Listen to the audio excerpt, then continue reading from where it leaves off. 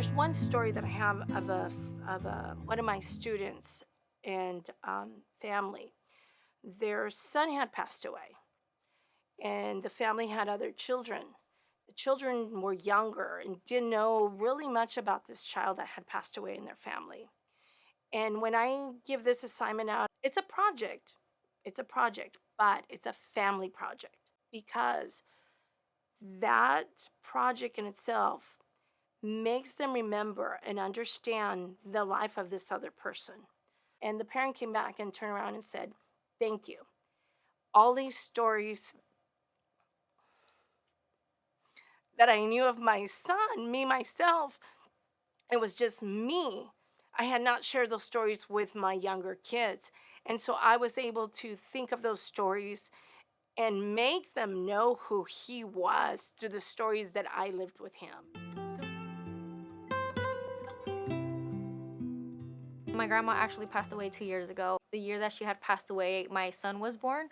So in a sense that I lost an angel and I gained another one. So I always feel like I have her with me through him, and I'll always take him to like say goodnight to her and I or like good morning. So I always wanted to like keep them connected even though she wasn't able to meet him physically. She had so many grandchildren and great grandchildren, and every single one of them she loved differently in the strongest way possible. There was no favoritism, and that's what carries within me is her love, her strong love for everybody. During this time, I ask my parents about their grandparents and my abuelitos that are on there, or I had a best friend that's on there that unfortunately passed away at a young age. So being able to talk about her to my spouse who didn't get to meet her, it's just a great experience because it just brings us together even more so. And now being able to create something with my family is the best part. Day of the Dead means that we are honoring those loved ones that have passed away.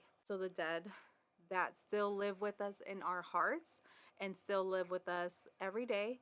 Um, and that's just a day that we get to specifically honor them, think about them, dream about them, especially if they come visit, right? Si vienen por la comida or whatever the case may be. The Day of the Dead is for us to honor them.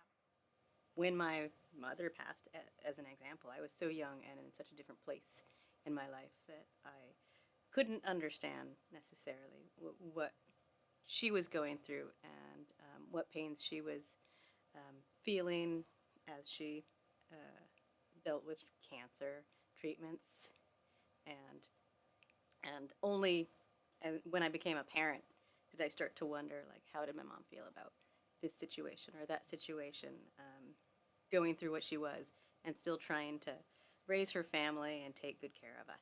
Having the altar for me to remember my mom. Uh, I mean, obviously, other people have now passed since she has, but it's a way for me to remain connected to her and think about like how just because she's gone doesn't mean I don't continue to learn things from her or learn more about her. I mean, I learned something today, and I'm like, oh, I didn't know that about my mother because I was with her so little. My sister became my guardian when I was about 16 years old, and it's nice to be able to talk about her because nobody really wants to talk about your dead mother, you know. So and I do.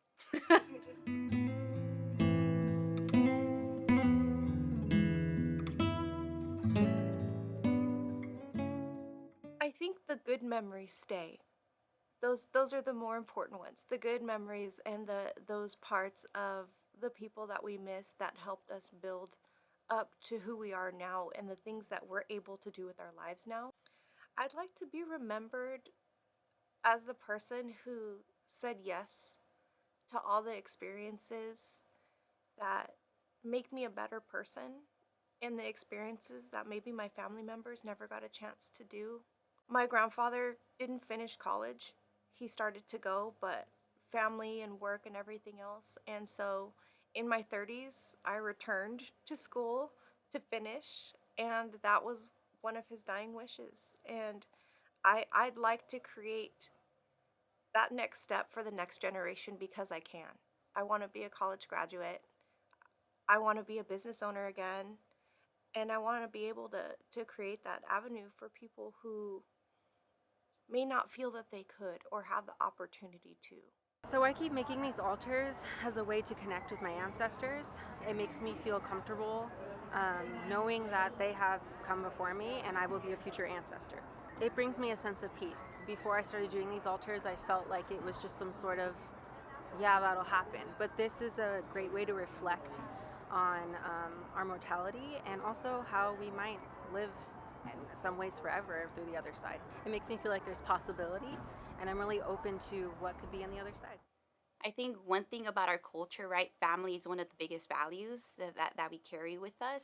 So in terms of me being remembered, I would want for my family to know that I did a lot to provide, in whatever that sense might have been, but also a person that was able to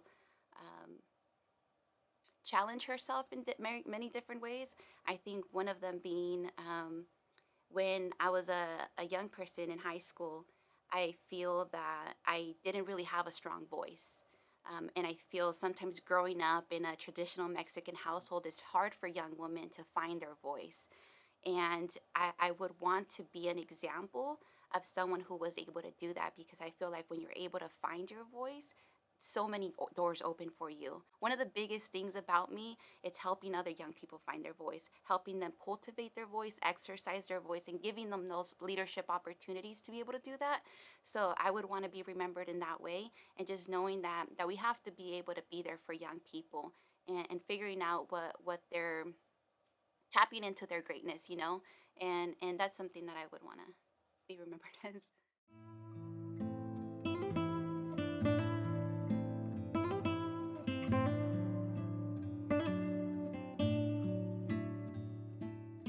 I think El Panteón de Sacramento every single year, todos los años, is very significant. And it's definitely a platform to bring awareness to many issues that our communities face. I know when it comes to different community members, altares have a theme, right?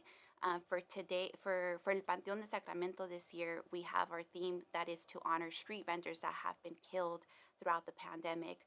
So it's definitely a platform to raise awareness about issues that we see in our community.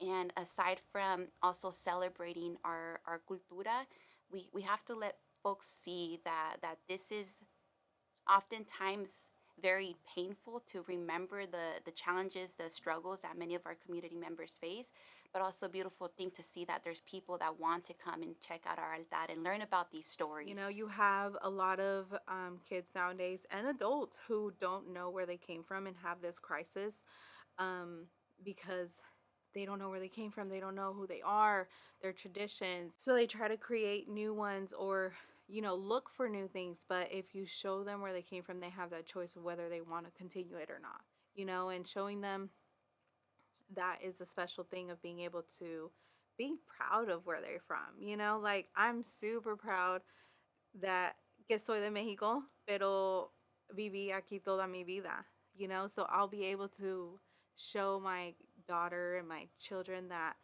this is a beautiful life, yet we still have those connections to Mexico. If we don't have something that brings that culture, that heritage, that connection, it becomes lost.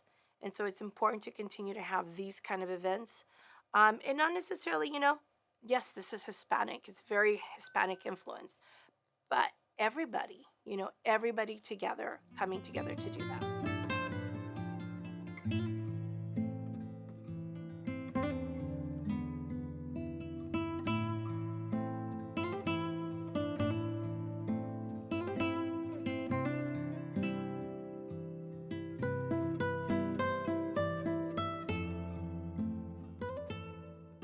Sí se puede, claro que sí, claro que sí. Y me encantan las flores y el sol de Dios.